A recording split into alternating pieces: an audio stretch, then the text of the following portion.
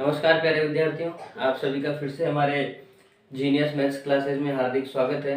दोस्तों, अपन पढ़ रहे थे 9th क्लास की एनसीईआरटी की मैथ्स, 9th क्लास की एनसीईआरटी की मैथ्स, और उसमें अपना टॉपिक चल रहा था संख्या पद्धति।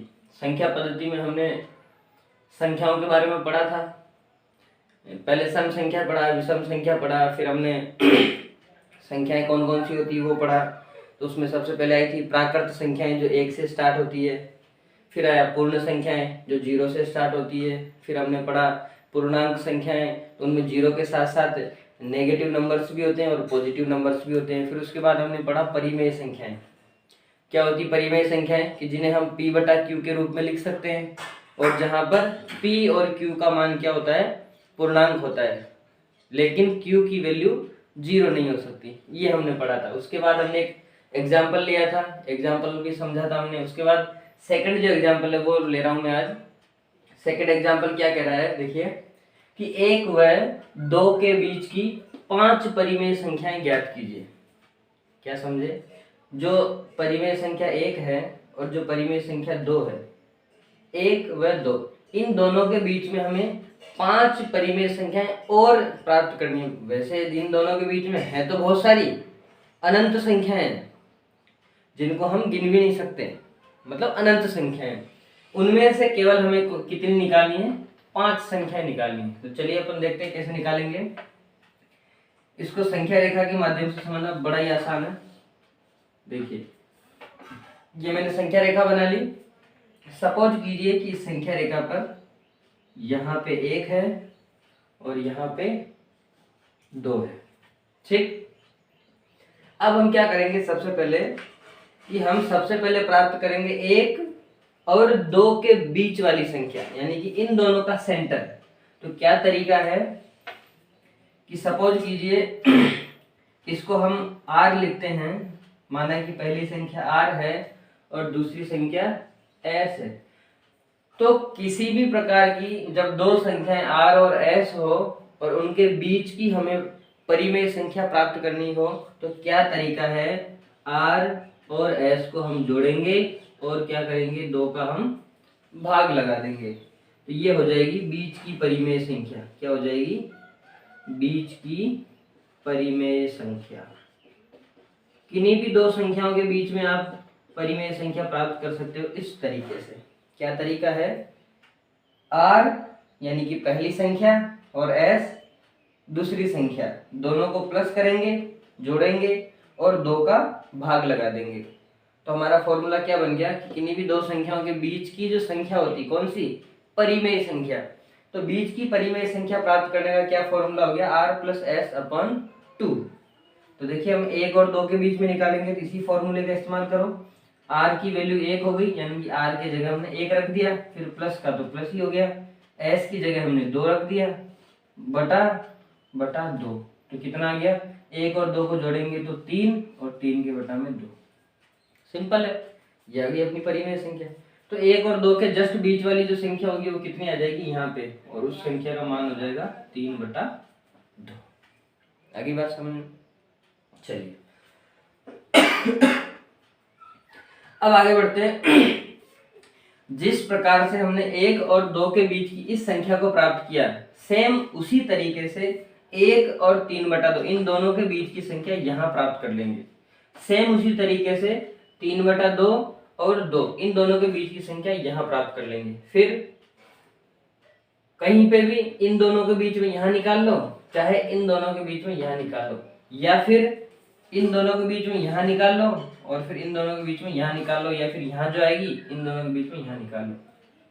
ऐसे कितनी भी आप अनंत संख्याएं निकाल सकते हो, लेकिन हमें सवाल में, उदाहरण में केवल 5 निकालने के लिए पूछा गया, उसमें से हमने 1 तो निकाल लिए। चलिए दूसरी निकाल दे इन दोनों के बीच में, ठीक। तो r की वैल्यू कितनी होगी? 1, और s की वैल्यू कितनी होगी? 3/2। इनमें हम भाग किसका लगाएंगे? 2 का।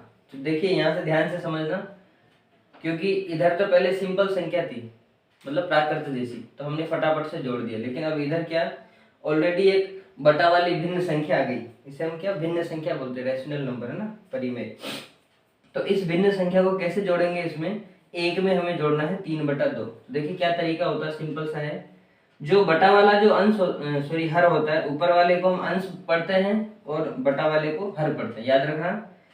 जो बटा के ऊपर वाली संख्या होती है उसको हम अंश पढ़ते हैं और बटा के नीचे वाली को हर पढ़ते हैं, नोमिनेटर और डिनोमिनेटर इंग्लिश में, ठीक है।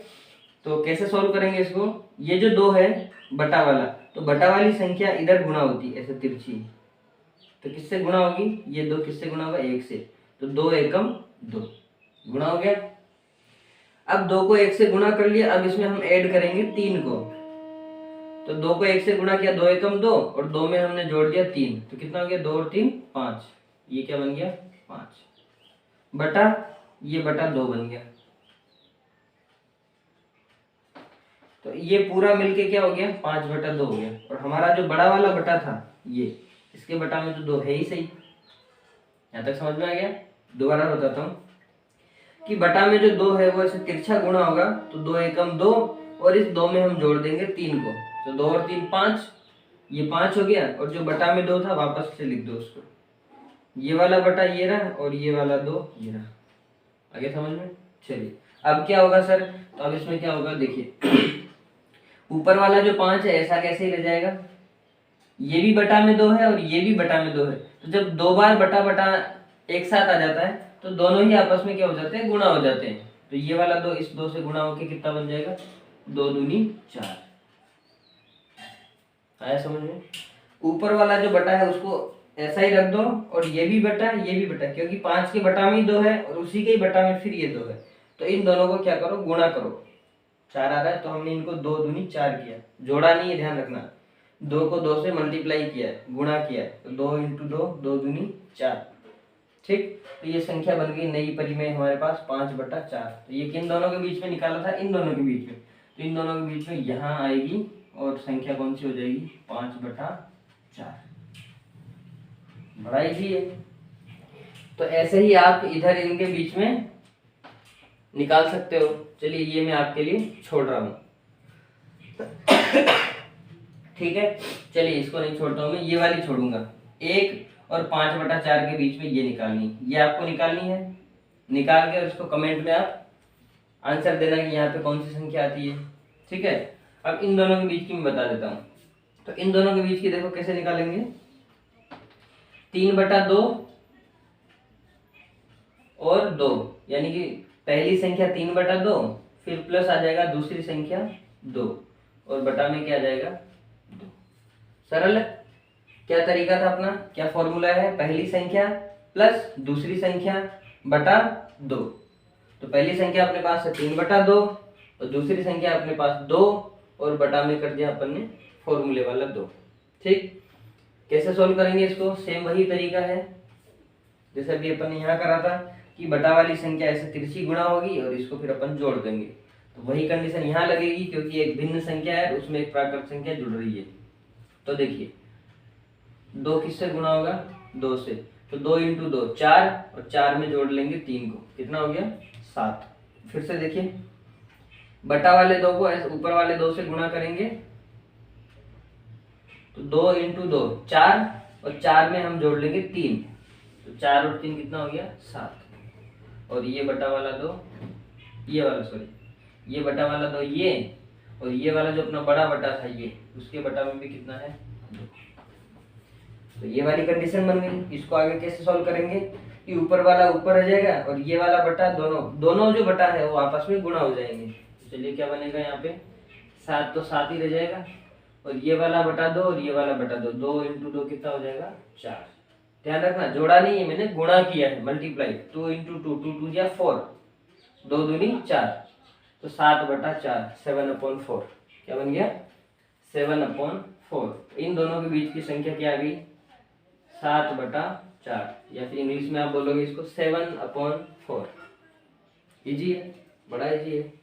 चलिए कितनी आ जाएंगी अपने पास, ये थी फर्स्ट, फिर हमने निकाली ये सेकंड, ये थर्ड, 3 हो गई, यहाँ पे आप निकालोगे 4, और अब यहाँ पे सेम ऐसे ही निकालोगे, ये हो जाएगी 5, तो ये भी आपको निकालनी है।